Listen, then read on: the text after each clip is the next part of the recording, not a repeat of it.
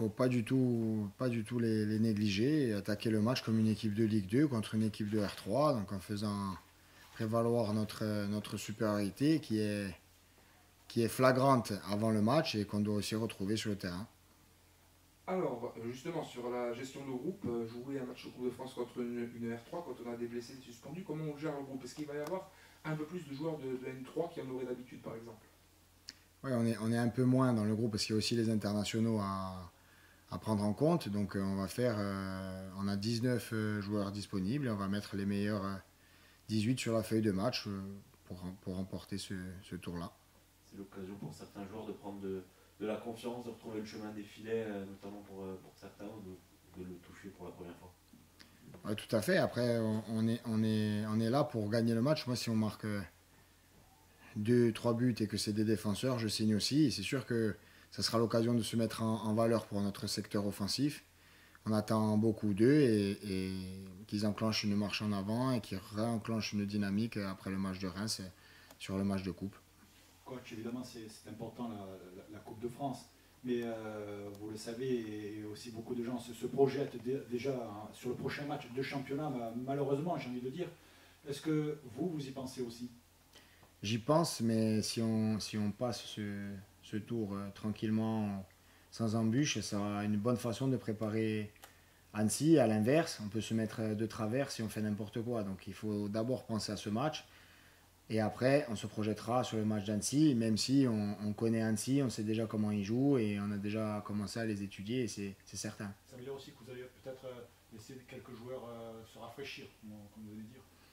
Si c'est pas une situation où on peut se permettre trop de faire tourner, et on va aligner encore une fois l'équipe qu'on juge être la meilleure pour remporter ce match, tout simplement. Depuis quelques semaines en championnat, on entend que même une victoire à la 95e, du bout du pied, du genou, on prend, on signe. Là, sur ce type de match, on attend peut-être plus, on attend de la maîtrise, on attend du contenu. S'il y avait une victoire à l'arraché, est-ce qu'elle apporterait plus de doute que de satisfaction? La victoire, quoi qu'il arrive, elle permet de discuter autrement la semaine. Une victoire à l'arraché, c'est déjà mieux qu'une défaite à l'arraché aussi. Donc on prend la victoire, mais sur ce genre de match, on va être exigeant par rapport à ce que vont rendre les joueurs au niveau du contenu. C'est certain qu'on peut être sur le don de soi contre Reims parce qu'on sait que c'est une très bonne équipe. Là, ils ont fait des exploits, il ne faudra pas négliger cette équipe. On l'a d'ailleurs regardé jouer, mais on doit, comme j'ai dit tout à l'heure, montrer notre domination et notre supériorité qui plus est au fil du match. Justement, après ce match contre Reims, cette défaite qui n'a pas permis au Sporting de souffler un peu plus qu'on l'aurait voulu après la première victoire face à Clermont, comment vont vos joueurs psychologiquement? Les joueurs se sont remis au travail et on a fait un point, on a regardé le match ensemble sur ce qui a été et ce qui a été un peu plus délicat sur la partie. Mais je sens vraiment pas d'abattement et il faut surtout qu'il n'y en ait pas. Par contre, il faut être conscient de nos manques et travailler dessus pour rectifier le plus vite possible. Maintenant, la Ligue 2, que ce soit pour nous, on l'a vu sur le match de Reims, sur le match de Clermont, c'est avant tout un combat. Donc si déjà on est frais dans nos têtes et on est prêt à aller au combat, ça sera plus sécurisant et plus rassurant pour maintenir un niveau d'exigence sur la suite du championnat. Vous avez parlé d'exigence sur le match qui arrive, ce sera peut-être l'occasion pour certains qui jouent un peu moins depuis le début de saison de montrer qu'ils ne sont pas au Sporting pour rien et de révéler qu'ils ont le niveau. Pour certains, on attend depuis le début de saison. Oui, bien sûr, de se lâcher tout simplement, de montrer ce qu'ils nous font, ce qui fait qu'ils sont dans le groupe ou parfois titulaires à l'entraînement, sur le terrain, mais dans un contexte aussi difficile, il sera ce week-end, mais il va falloir à un moment donné qu'il y ait une prise de conscience et de responsabilité tout simplement, parce que du talent, il y en a.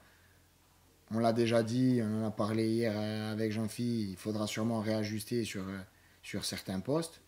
Mais il y a assez de talent dans cette équipe pour aller gagner un match de Coupe de France demain. Donc je pense que ce qu'il faut, c'est juste une prise de conscience et une prise de responsabilité, que les gens viennent au ballon, qu'ils n'aient pas peur de frapper, de tenter et de nous montrer tout simplement ce qu'ils font tous les jours à Geza. Selon toute vraisemblance, après ce qui a été dit à droite et à gauche, ce sera votre dernier match en tant que coach principal. Est-ce que c'est un soulagement? Est-ce que vous languissez, comme on dit, de travailler avec le futur coach? Non, c'est pas un soulagement parce que j'ai pas pris cette mission comme une souffrance. J'ai vécu comme déjà une opportunité de pouvoir réagir. Et ce qu'on a fait, derrière on a rechuté parce qu'on est encore tout de même convalescent.